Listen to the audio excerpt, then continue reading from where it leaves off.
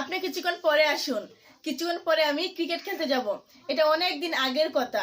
অনেক দিন আগে আমি পিকনিকে গিয়েছিলাম। হ্যালো গাইস, আসসালামু আলাইকুম। কেমন আছেন? আশা করি সবাই ভালো আছেন। Welcome to my channel BE school. So guys, আজকে ভিডিওতে আমরা আগে এবং পরে দিয়ে কিভাবে ইংলিশে সেন্টেন্স তৈরি করতে হয় বা কথা বলতে হয় তা জেনে নিব। সো ফ্রেন্ডস, তো চলুন আর দেরি না করে আমরা আমাদের মেইন লিসনে চলে যাই।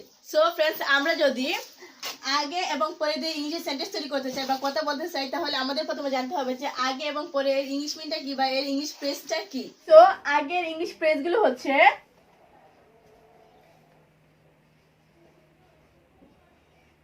before, ago, ahead. আগে, before, ago, ahead, then পরে। সো পরের ইংলিশ মিনিং গুলো হচ্ছে later, after, next, then. পরে later, after, next, then. So friends, চলুন আমরা এখন কিছু আগে এবং বিফোর দিয়ে সেন্টেন্স দেখে নেই। সো ফ্রেন্ডস, প্রথম সেন্টেন্স, এটা অনেক দিন আগের কথা। এটা অনেক দিন আগের কথা। এটা ইংলিশ মিনটা হচ্ছে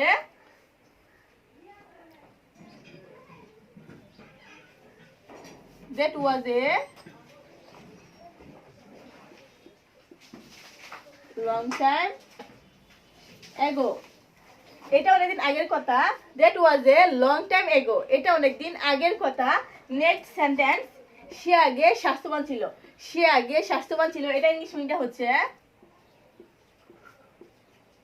she was a healthy before. she was healthy before. সে আগে স্বাস্থ্যবান ছিল। দেন আমি কিছুক্ষণ পরে ক্রিকেট খেলতে যাব। আমি কিছুক্ষণ পরে ক্রিকেট খেলতে যাব। এটা ইংলিশ মিনটা হচ্ছে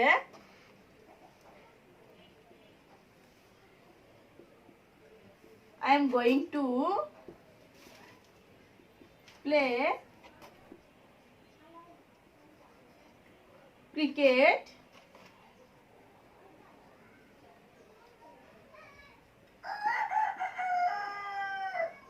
after a while. আমি কিছুক্ষণ পরে ক্রিকেট খেলতে যাব। I am going to play cricket after a while. আমি কিছুক্ষণ পরে ক্রিকেট খেলতে যাব। তারপর হচ্ছে আপনি কিছুক্ষণ পরে আসুন।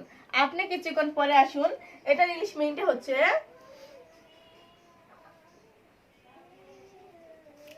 come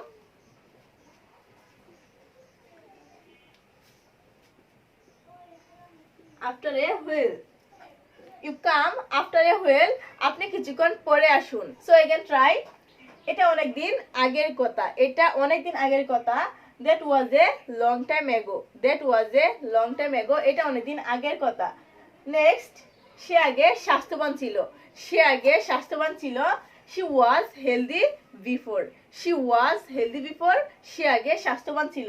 তারপর আমি কিছুক্ষণ পরে ক্রিকেট খেলতে যাব। আমি কিছুক্ষণ পরে ক্রিকেট খেলতে যাব।